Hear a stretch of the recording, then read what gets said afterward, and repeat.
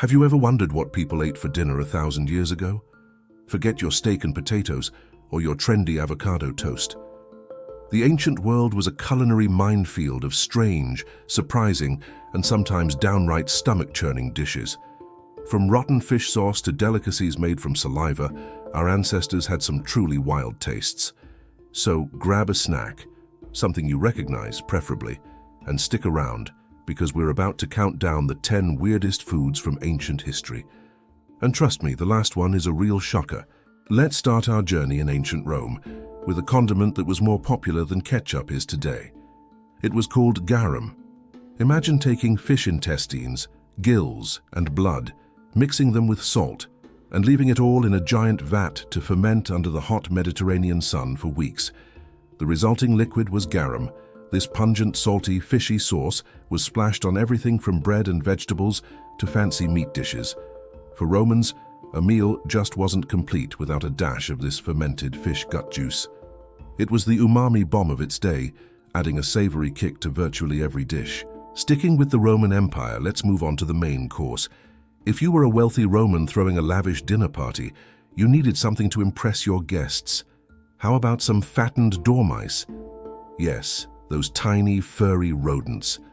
Elite Romans kept these critters in special terracotta jars called gliraria, feeding them a rich diet of walnuts, chestnuts, and acorns to plump them up. Once they were nice and chubby, the dormice were often stuffed with minced pork and more nuts, then roasted or fried in honey. Served as a crunchy, decadent appetizer, they were a status symbol you could eat. But why stop at rodents? For the truly extravagant Roman elite, nothing said "I'm rich and important" quite like serving a platter of flamingo tongues.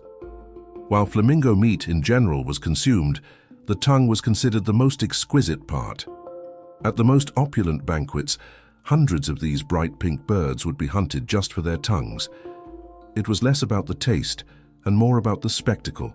A shocking display of wealth meant to leave guests speechless. It's hard to imagine today, but for a Roman emperor, this was the height of luxury dining. Now let's journey north to the land of ice and fire. The Vikings and their descendants in Iceland had to get creative to survive the harsh environment, which led to a dish called hakarl. This is fermented Greenland shark. The problem is, fresh Greenland shark is poisonous to humans due to high levels of urea and trimethylamine oxide. So, the Norse developed a unique solution. They'd bury the shark in a shallow pit, cover it with sand and stones for several months to press out the toxins, and then hang it to dry for another few months.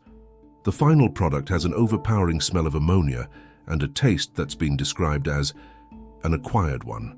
Traveling across the Atlantic to ancient Mesoamerica, we find a snack that's still popular today: chapulines. These are grasshoppers, and they were a crucial source of protein for the Aztec and Maya civilizations. Forget bland protein bars. These insects were, and still are, toasted on a clay griddle until crunchy, then seasoned with zesty lime, salt, and a kick of chili. They're eaten by the handful like popcorn or used as a topping for tacos. While eating insects might seem strange to some, for millions of people, it was a sustainable and delicious way to get essential nutrients for centuries. Our next stop is the Andean Mountains of South America, home to ancient civilizations like the Inca. Here, a common household animal wasn't just a pet, it was dinner. We're talking about cuy, or guinea pig. For thousands of years, guinea pigs have been raised for their meat in regions like Peru and Ecuador. Typically, the animal is roasted whole, often seasoned with salt and spices, and served with potatoes and corn.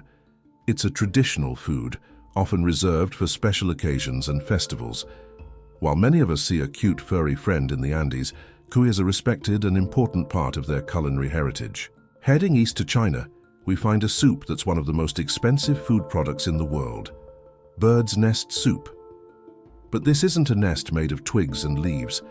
It's made from the nests of a particular species of swiftlet bird, which constructs its home using its own saliva. The bird's saliva hardens into a web-like structure. These nests are harvested from high up in caves, a dangerous job, then cleaned and simmered in a broth. The nest itself doesn't have much flavor, but it creates a unique gelatinous texture. It's prized in traditional Chinese medicine for supposed health benefits. Staying in the seas around Asia, Let's look at another unique delicacy, the sea cucumber.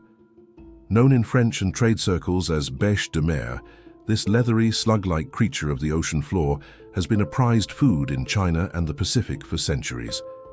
To prepare it, the sea cucumber is typically boiled and dried, then has to be rehydrated for hours or even days before being added to soups and stews. Much like bird's nest soup, it's valued more for its slippery, gelatinous texture than its taste, and was often part of important ceremonial meals and trade. Next, we travel to Java, Indonesia, for a food that might be more familiar to modern foodies, tempeh. But its history is ancient.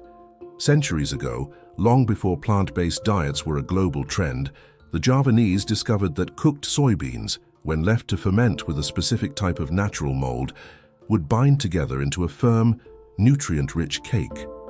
This was a brilliant invention, providing a cheap and reliable source of protein. Tempeh has a nutty, mushroom-like flavor and a firm texture, making it a versatile ingredient that was truly ahead of its time. Finally, we arrive at our last and perhaps most bizarre food from the past.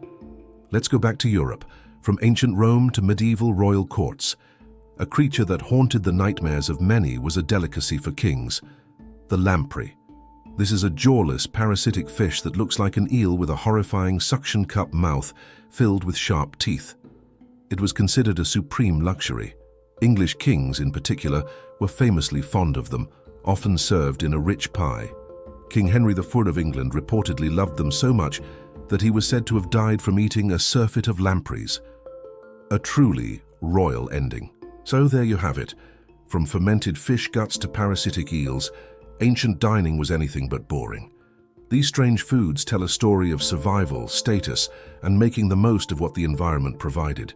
It really makes you appreciate the options we have today, doesn't it? What do you think? Which of these foods surprised you the most? Let me know in the comments below. If you enjoyed this journey into the past, don't forget to like this video and subscribe.